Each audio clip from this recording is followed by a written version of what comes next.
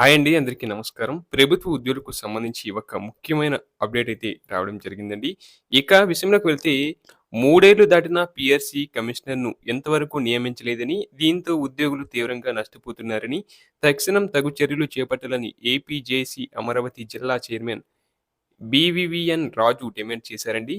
నగరంలోని రెవెన్యూ భవన్‌లో సంఘం డివిజన్ చైర్మన్‌లు, ప్రధాన కార్యదర్శులు, మహిళా విభాగం చైర్మన్‌లు, కార్యదర్శులతో జిల్లా విస్తృత స్థాయి కార్యవర్గ సమావేశం బుధవారం నిర్వహించారు. ఈ సందర్భంగా ఆయన మాట్లాడుతూ కూటమి ప్రభుత్వం అధికారంలోకి వచ్చిన వెంటనే మధ్యంతర వృత్తిని ప్రకటిస్తామని చెప్పిందని, అయితే ఆ దిశగా నేటికి ఎటువంటి చర్యలు లేవన్నారు. తెలంగాణ రాష్ట్రం ఉద్యోగులకు 2023 నుంచి 5% మధ్యంతర వృత్తి చెల్లిస్తుందని గుర్తు చేశారు.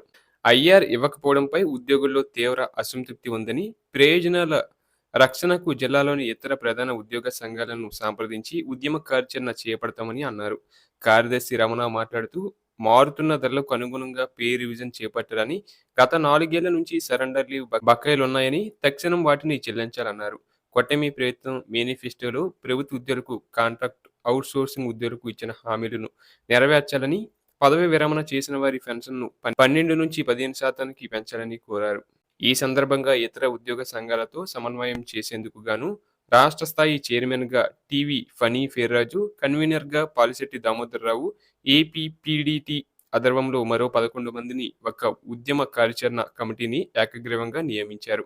అనంతరం ఐక్య కార్యాచరణ ఫ్లెక్సీలను ఆవిష్కరించారు.